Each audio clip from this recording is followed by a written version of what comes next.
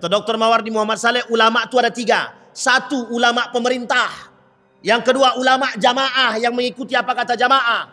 Yang ketiga, ulama ur-rabbani yang mengatakan kebenaran mesti tidak disukai, kata dia. Itu yang ngomong Dr. Mawardi Muhammad Saleh tadi pagi itu. Coba bayangkan, Pak. Nah, pertanyaan kita sekarang sederhana. Apa alasan kita untuk tidak menyampaikan kebenaran? Tekanan, ketidakberanian, hilang kepentingan, dan lain sebagainya. Itu tergantung kepada apa yang ingin kita sampaikan. Maka setiap orang yang tidak punya kepentingan kecuali kebenaran, dia akan menyampaikan apa yang dia harus disampaikan. Kecuali dia takut tak dapat tempat, selesai urusan.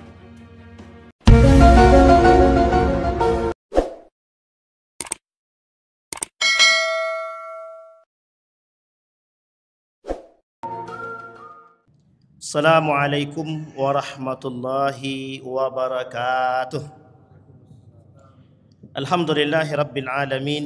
Alhamdulillahilladzi an'ama bi ni'matil iman wal islam bihima tatimmus salihat.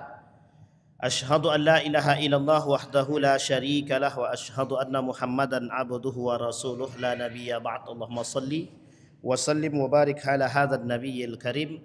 Allahumma salli ala Muhammad wa ala ali Muhammad fil alamin innaka Hamidum Majid.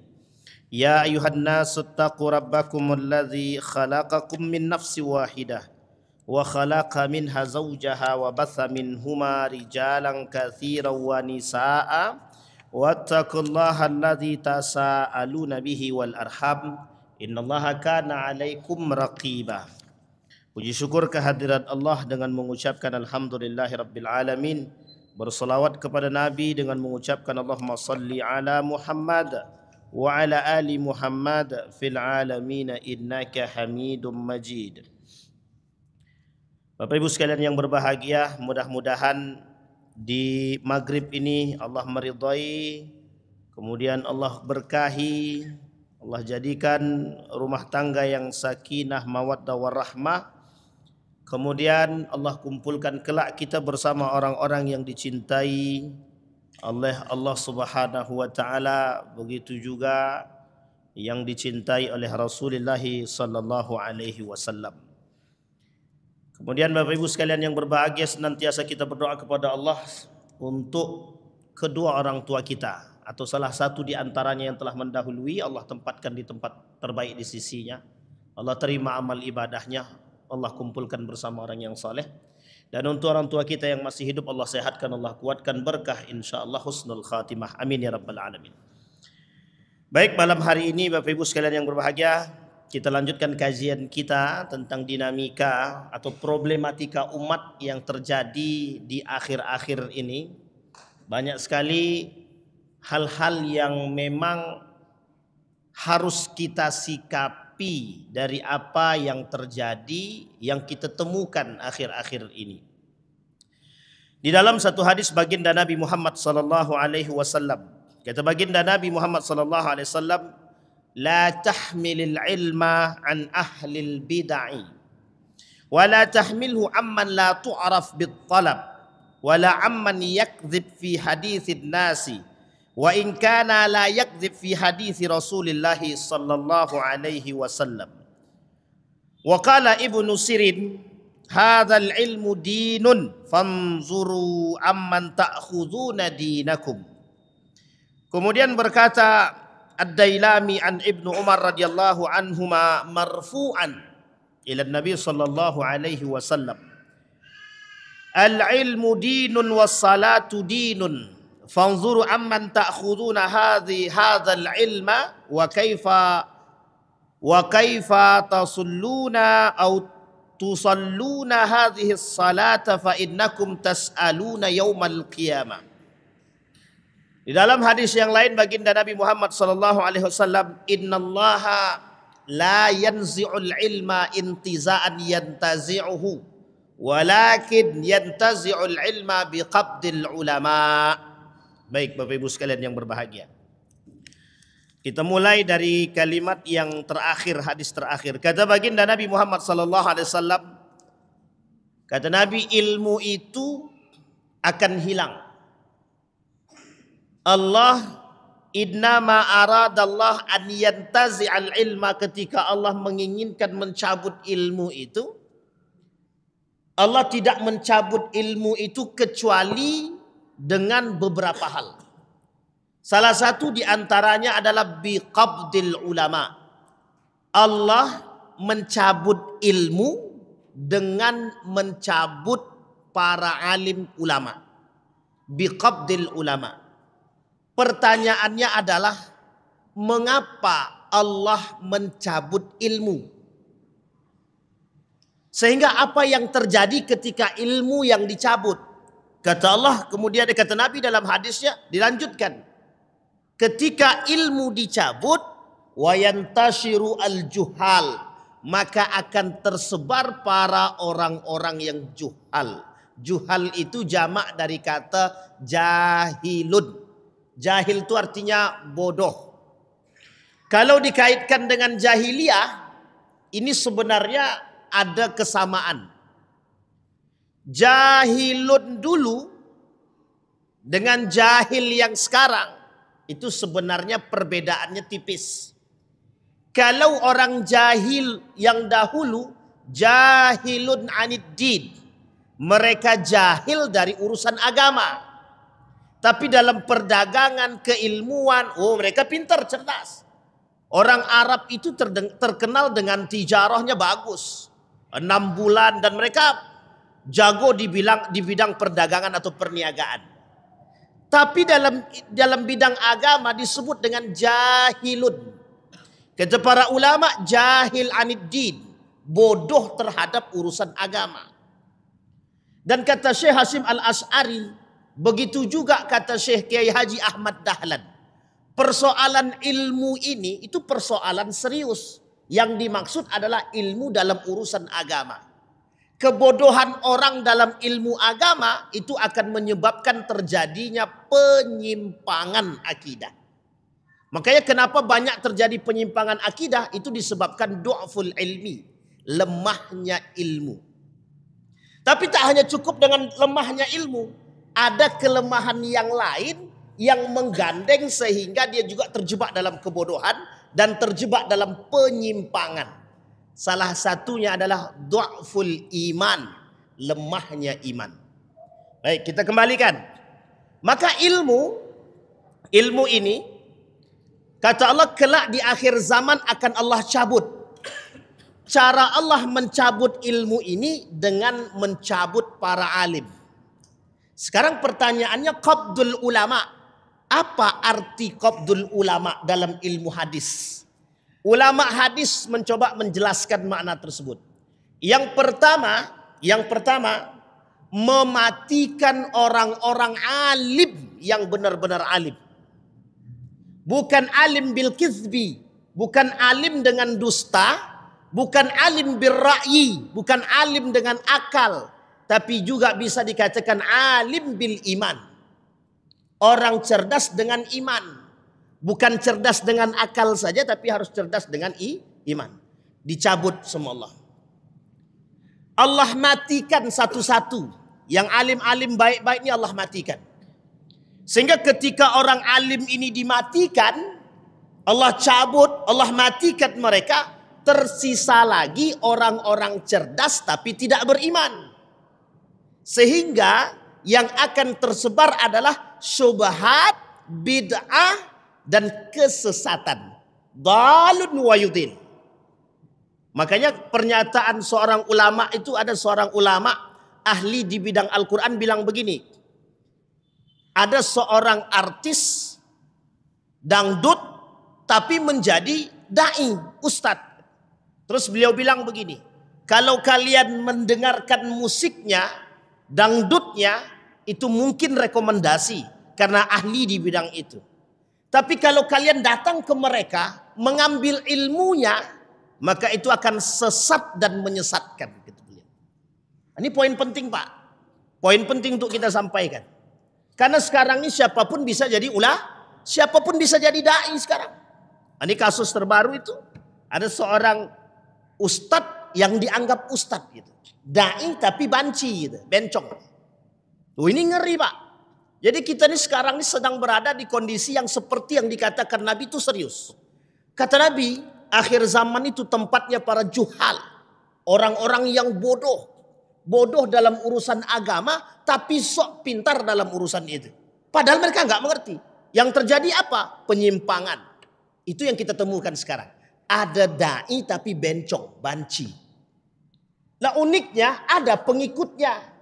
Itu yang kemudian ingin kita pahami. Mengapa kok bisa ada dai, bencong atau banci dia, tapi ada pengikutnya. Di mana letak kesalahannya? Nanti kita lihat. Itu poinnya. Maka Bapak Ibu sekalian yang berbahagia, perlu kita memahami bagaimana posisi ilmu ini sebenarnya. Maka tadi disampaikan dengan mematikan para ulama. Yang kedua kata para ulama, bagaimana maksud daripada ilmu dicabut? Kata para ulama, dihilangkan ilmu-ilmu tersebut. Ilmu agama hilang, ilmu fisika hilang, ilmu ekonomi hilang, ilmu-ilmu yang lain hilang. Tapi kata para ulama yang nomor 2 ini agak sedikit bertolak belakang daripada pemahaman mayoritas para ulama. Yang ketiga, hilangnya para pakar. Kata para ulama, maksud daripada qabdul ulama tadi, dicabutnya ulama tadi. Yang ketiga, hilangnya para alim yang pakar di bidang kealiman mereka. Contoh, ahli ekonomi yang benar-benar ahli ekonomi tidak ada lagi. Ahli di bidang fisika yang benar-benar fisika tidak ada lagi. Ahli di bidang agama, fikih dan lain sebagainya tidak ada lagi. Maka yang tersisa yang mana? Yang tersisa adalah yang bisa menjadi semua bagian. Dan ini kata Nabi dalam hadisnya disampaikan, idza wussidal amru ila ghairi ahlihi fantazir sa'ah, kata Nabi. Kalau sesuatu itu diberikan kepada yang bukan ahlinya, maka tinggal tunggu saja, kata Nabi. Fantazir sa'ah. Ada 2 makna fantazir sa'ah. Tunggu akan datang kehancurannya, atau tunggu tinggal datang kiamat. Karena salah satu tanda kiamat kecil itu, salah satu tanda kecil datangnya hari kiamat, tersebarnya kebodohan, orang-orang memposisikan diri pada tempat-tempat yang memang mereka tidak layak di tempat tersebut. Kita ambil contoh kasus-kasusnya. Yang bukan ahli gizi, dia jadi ahli gizi. Padahal dia matematika misalkan. Orang ekonomi jadi dai misalkan. Orang fisika jadi ahli kedokteran. Orang teknik jadi ahli dan lain sebagainya. Ini bertolak belakang. Maka kata para ulama, dicabut kepakaran keilmuannya. Sehingga kita sulit menemukan mana yang betul-betul pakar dan yang memang tidak pakar. Kita sulit temukan. Karena memang kondisinya begitu. Maka sekarang keadaan itu hampir menjadi sebuah kenyataan. Hampir sulit kita temukan orang-orang yang pakar di bidangnya dengan kejujuran dan keimanan. Tapi kalau cuma pakar lisan saja banyak. Pakar lisan banyak. Cuma pakar dengan iman dan kejujuran, ini yang sangat sedikit kita temukan. Terutama di Riau. Sulit kita temukan para da'i, para ulama yang alim itu, yang memang alim dengan lisan mereka serta iman mereka dan kejujurannya serta sikap. Itu yang kita butuhkan. Baik, biqabdil ulama. Maka kata Allah dengan cara 3 hal tadi, kata para ulama dengan 3 hal tadi. Mematikan para ulama, kemudian menghilangkan ilmu-ilmu tersebut, yang ketiga mencabut para orang-orang yang pakar di bidang keilmuan tersebut. Nah, Bapak Ibu sekalian yang berbahagia, kemudian dikatakan oleh Nabi biqabdil ulama, dengan cara mencabut para ulama. Kemudian apa yang terjadi? Bi'intishari al-juhal, kemudian tersebarlah kebodohan. Imam Al-Ghazali mendefinisikan bodoh tersebut. Tidak hanya Imam Al-Ghazali, beberapa para ulama-ulama yang lain, termasuk Hasan Al-Basri dan beberapa para ulama termasuk Syekh Abdul Razak Al-Badar misalkan, mengartikan yang disebut dengan juhal, jahil. Bodoh itu apa? Satu, orang yang benar-benar tidak mengerti. Itu diartikan bodoh. Yang kedua, orang yang pura-pura pintar. Dia bodoh tidak, tapi dia tak ngerti kalau diri dia itu bodoh, tapi pura-pura pintar dia. Yang ketiga, ada orang yang bodoh tidak mengerti kalau dia bodoh. Ini bahaya, ini parah juga ini. Yang paling berbahaya adalah sudah dia bodoh tapi dia pura-pura pintar. Yang menyebabkan masalah kelak adalah orang-orang seperti ini. Sehingga dengan kebodohannya yang mengaku pura-pura pintar, bisa membuat lisan dia menyentrum orang-orang. Bisa mempengaruhi orang-orang. Sehingga lisan dia bisa mempengaruhi orang-orang sehingga terjebak dalam satu kesesatan, syubhat, bid'ah, dan keharaman. Kita ambil contoh kasus. Kasusnya adalah contoh yang tadi kita sampaikan. Buti misalkan. Ada da'i tapi banci, bencong. Itu pertanyaannya adalah pintarkah dia? Cerdaskah dia? Kita nggak bisa. Kita nggak tahu. Tapi yang jelas kita hari ini dibuat bodoh dengan kondisi yang bodoh. Artinya apa? Artinya kita dibuat menjadi orang yang bodoh dengan kondisi kita.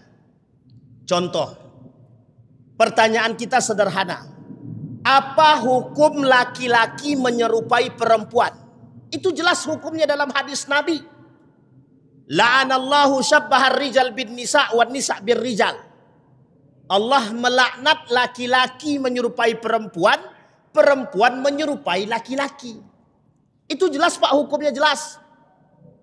Lah kok datang orang menjadi da'i, dia menyerupai perempuan.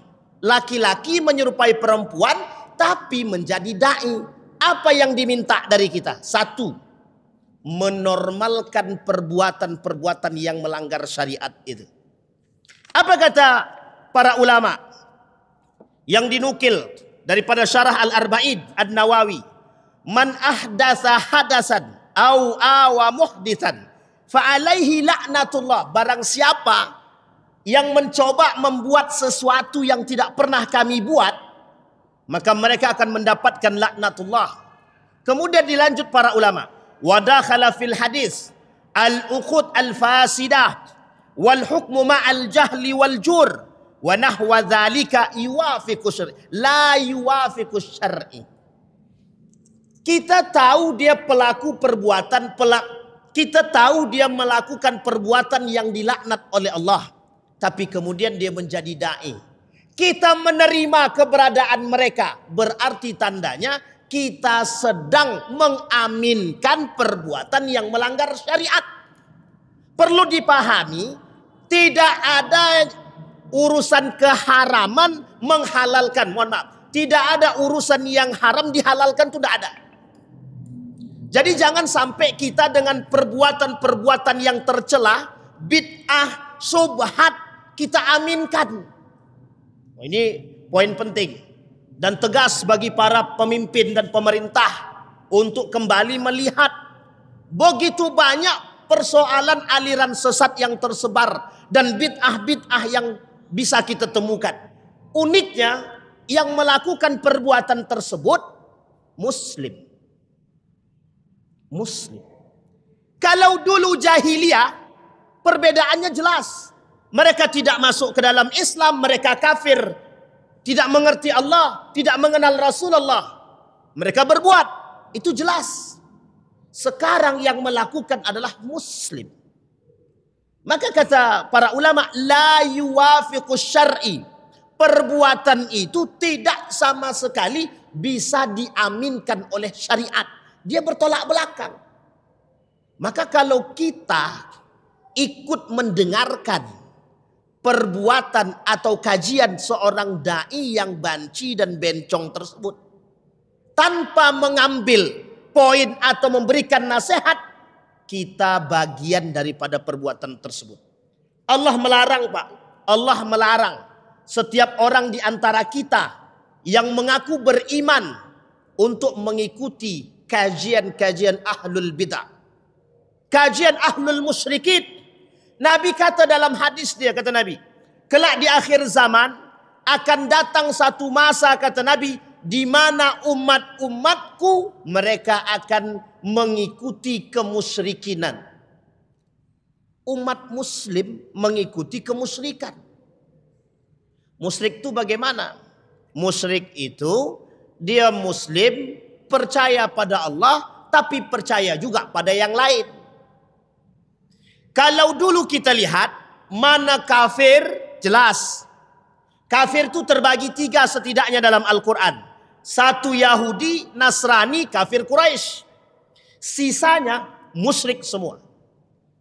Yang ketiga, Muslim. Nah, kita bagian daripada orang Muslim.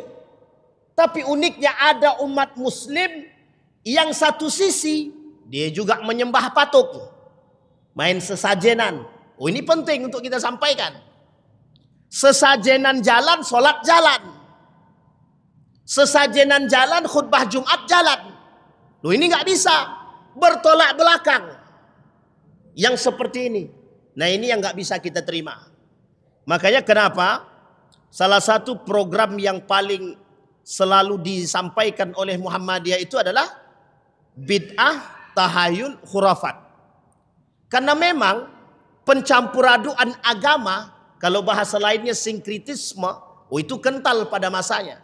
Sampai Syekh Hashim Al-Asy'ari menuliskan dalam kitabnya Risalah Ahlus Sunnah wal Jamaah itu, awalu ibtidai, kata dia, awal mula terjadinya yang disebut dengan bid'ah itu fi ardi Jawa, di Jawa, kata beliau. Dan beliau sampaikan. Maka sekarang kita banyak temukan itu, mohon maaf. Apa sebab? Al-jahlu, kebodohan. Al-jahlu dari bidang apa? Pertaniankah, ekonomikah, peternakankah, dan lain sebagainya? Bukan. Kebodohan dalam agama. Sehingga muncul hal-hal yang aneh. Kita ambil contoh lain. Maulid Nabi. Mereka buat maulid Nabi, tarian, tapi yang di depan tulisan maulid Nabi itu yang joget perempuan. Pakai celana pendek misal. Pakai sound horeg dan lain sebagainya. Gitu. Itu sebenarnya sedang mengatakan, hei Rasulullah, hari ini kami cinta padamu, tapi ingat di balik cinta kami padamu, kami bermaksiat kepadamu, kata dia. Cuma tidak secara terang-terangan. Mereka bermaksiat kepada Allah dan Rasulnya di tempat, di waktu yang mereka mengakui kecintaan kepada Rasulullah. Nah, ini bertolak belakang, Pak. Sama halnya sederhana begini. Ya Allah, saksikanlah aku salat dan aku korupsi. Gitu. Sama tuh. Beda-beda tipis saja itu. Mereka bermaksiat, mereka salat. Gitu. Mereka bermaksiat, tapi mereka melakukan ahlul bid'ah, perbuatan bid'ah itu. Ta'ala. Maka kata Ibnul Qayyim Al-Jauziyah, perlu terus kita tekankan. Yang paling banyak kelak di akhir zaman itu fitnah itu ada 2. Katanya. Fitnah syubhat dan syahwat. Gitu. Nah, kita sedang berbicara tentang fitnah syubhat. Bapak Ibu sekalian yang berbahagia, fitnah syubhat ini berbahaya. Munculnya para aliran-aliran sesat itu syubhat semua itu. Contoh coba yang kita lihat itu. Apa hukumnya maulid Nabi dengan tari-tarian itu? Itu syubhat itu. Bahkan syubhatnya condong mengantarkan kepada hal yang haram. Coba bayangkan. Bukan berarti kita mengatakan secara keseluruhan. Tapi yang menghadirkan perbuatan-perbuatan kemaksiatan. Kita banyak temukan sekarang perbuatan-perbuatan tersebut dinormalisasi. Mereka memulai acara dengan bismillah. Mengakhiri dengan doa. Di tengah-tengahnya syubhat semua. Di tengah-tengahnya perbuatan haram semua. Tapi kita normalkan. Kita biarkan. Apa alasan? Mengapa kita melakukan demikian? Jawabannya sederhana. Sudah biasa. Mengapa kita biasa? Dibiasakan. Mengapa dibiasakan? Karena ada orang yang mencoba untuk membiasakan. Mengapa mereka mencoba membiasakan? Karena ada kepentingan di balik hal tersebut. Yang tak bisa kita tutupi. Begitu kondisi kita sekarang. Sehingga mohon maaf. Sulit bagi kita melawan hal tersebut. Sangat sulit. Kenapa? Karena ada orang-orang tertentu yang punya kepentingan di balik hal-hal tersebut.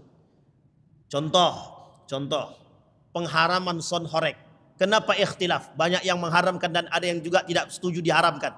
Karena yang tidak diharamkan itu ada orang yang punya kepentingan. Maka tak diharamkan. Bahasa sederhananya kan begitu. Rokok haram. Tapi kenapa ada orang yang tidak mengharamkan? Alasannya sederhana. Coba buka dalam fatwa itu. Apa alasan tidak diharamkannya rokok? Paling unik adalah banyak orang yang bergantung hidup pada hal demikian.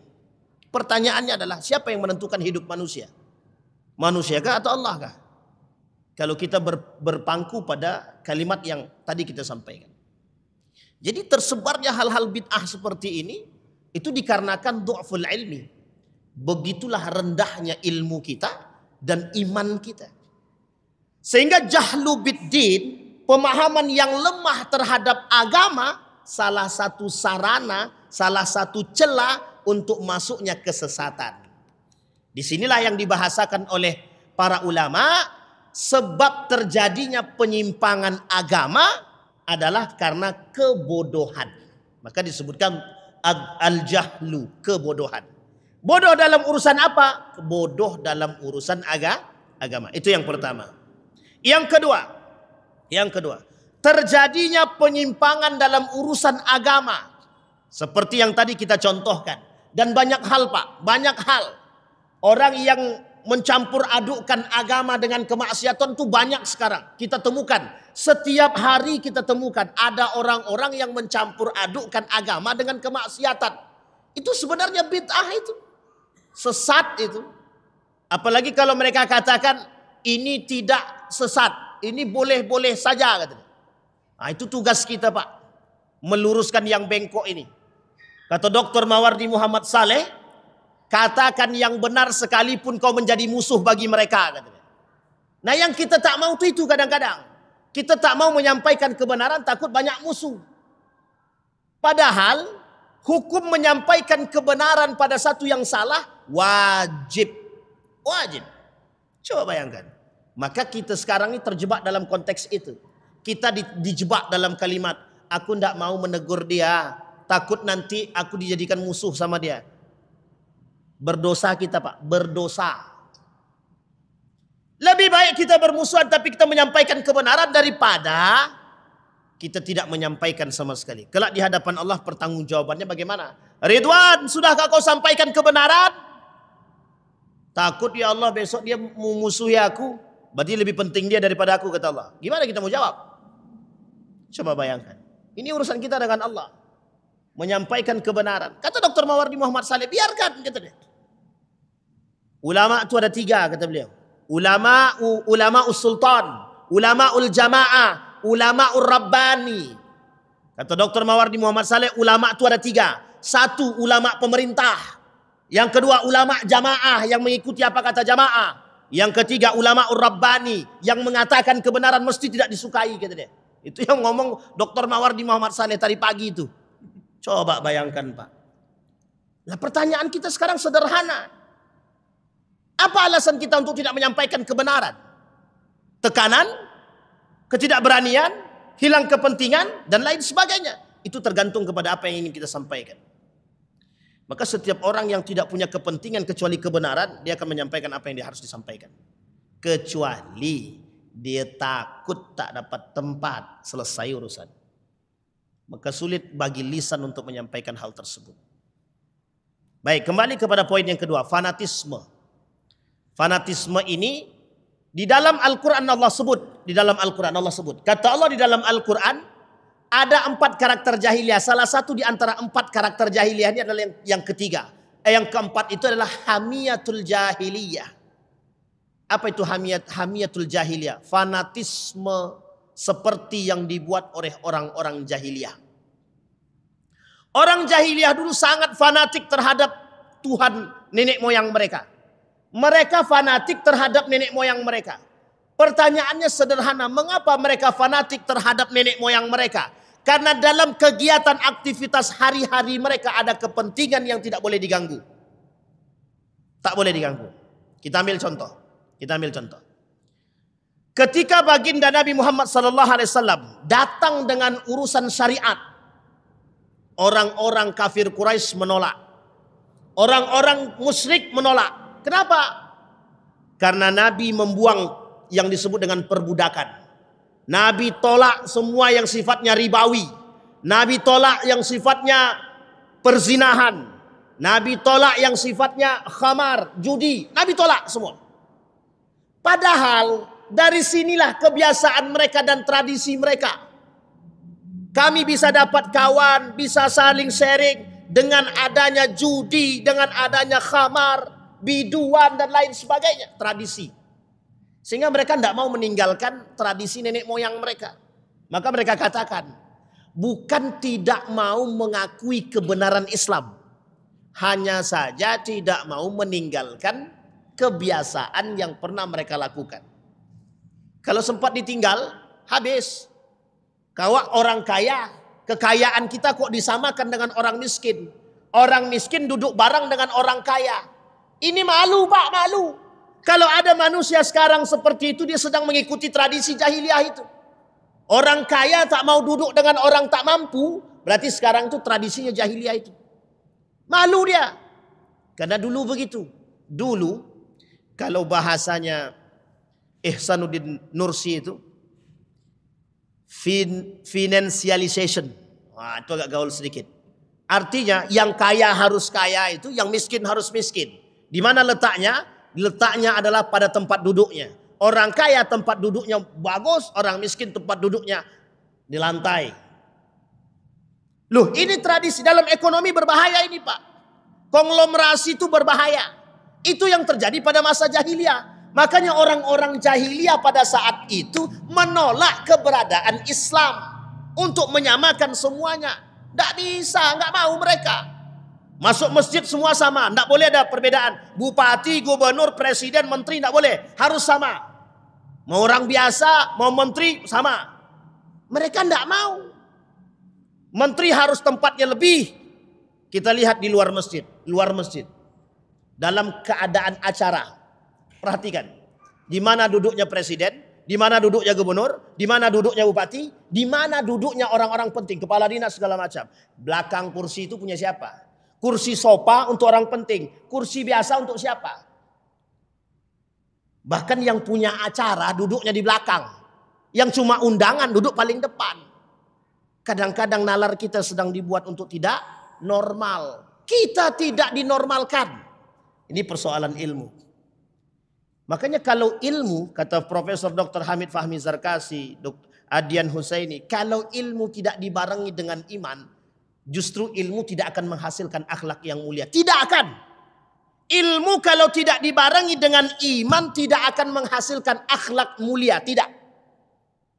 Itu bahayanya Pak. Makanya ilmu, orang pinter banyak tapi banyak yang tak berakhlak juga banyak. Nah kita pengennya orang berilmu juga berakhlak. Bagaimana caranya orang berilmu biar berakhlak? Hadirkan iman. Makanya makna Iqra itu tidak sederhana. Ada seorang ulama ahli Al-Quran menulis buku judulnya Kaifa yubarmijul Quran al-haya. Bagaimana mengaplikasikan Al-Quran dalam kehidupan. Diambil dan dimulai dari satu kalimat yang disebut dengan Iqra. Beliau mengkaji Iqra itu dalam sekali. Salah satu makna yang beliau sampaikan dalam makna Iqra tersebut, Nabi itu menyampaikan Iqra 3 kali. Kata malaikat, Iqra ya Muhammad ma'ana biqari. Sampai 3 kali. Nabi tak bisa baca. Tapi kenapa setelah dibisikkan oleh malaikat, Iqra bismi rabbikal ladzi khalaq, baru kemudian dia bisa membaca. Artinya ada unsur Allah yang selalu memberikan kekuatan kepada manusia.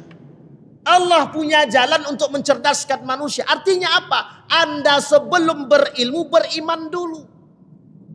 Setelah Anda beriman, apapun yang Anda inginkan dari ilmu yang Anda harapkan, Allah cerdaskan.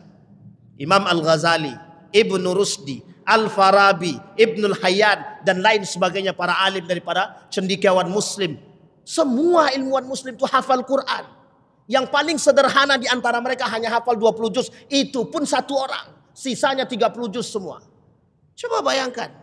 Tapi iman dulu. Ini bukan Pak, mohon maaf. Ada satu slogan itu. Mau jadi apa itu? Pintar berilmu atau berilmu dulu? Ulama. Gimana bahasanya itu ya? Saya agak lupa ini. Jadi maksud beliau, kata tuh begini. Jadi orang berilmu baru jadi orang beragama, atau beragama dulu baru berilmu. Salah seorang pimpinan pondok bilang begini, beragama dulu baru berilmu. Kalau kementerian waktu itu dia diskusi dengan Kementerian Agama, kebetulan itu pimpinan pondoknya Ustaz Fikrizon. Kata beliau, berilmu dulu baru beragama. Ternyata tak begitu. Kalau kita rujuk kepada tradisi keulamaan pada masa dahulu, baik dari masa sahabat, tabi'in, tabi'at tabi'in, ternyata tidak. Beriman dulu baru berilmu. Mereka cerdas dulu dengan agama mereka. Baru kemudian Allah berikan kemudahan bagi mereka untuk menghafal, mempelajari ilmu-ilmu yang lain. Dan kuncinya di situ. Nah, kita sekarang tidak, Pak. Asal sudah ada ilmu, kemudian belajar agama, selesai. Itu pun belajar dari YouTube. Itu pun YouTube-nya yang potong-potongan. Akhirnya apa hasilnya? Sesat menyesatkan. Nah, ini yang terjadi. Makanya kenapa kata Syekh Hasyim Al-Asy'ari banyak, kata Gus Baha itu banyak yang sesat dan menyesatkan. Karena belajarnya dari YouTube. Itu pun belajar dari YouTube potong-potongan. Kalau mau belajar dari YouTube serius, dari awal sampai akhir dengarkan. Biar nggak gagal paham. Kadang-kadang itu yang menyebabkan terjadi penyimpangan. Ini yang poin yang harus kita pahami. Nah, kembali kepada poin kita yang kedua. Nah, justru hari ini mengapa ada orang yang bisa fanatik terhadap satu golongan dan satu orang? Bisa fanatik terhadap golongan, bisa fanatik terhadap individu. Ini masalah ini. Masalah betul. Hati-hati. Mengidolakan manusia bisa menyebabkan terjebak dalam kemusyrikan. Kekufuran. Hati-hati. Kadang-kadang kita fanatik terhadap orang seolah-olah orang yang berbicara itu lebih baik daripada Tuhan. Oh, hati-hati, Pak. Hati-hati betul. Nah, kalau kita paham seperti itu, kita terjebak dalam kesyirikan. Syahadat kita rusak, agama kita rusak, akidah kita rusak itu. Kufur kita. Habis.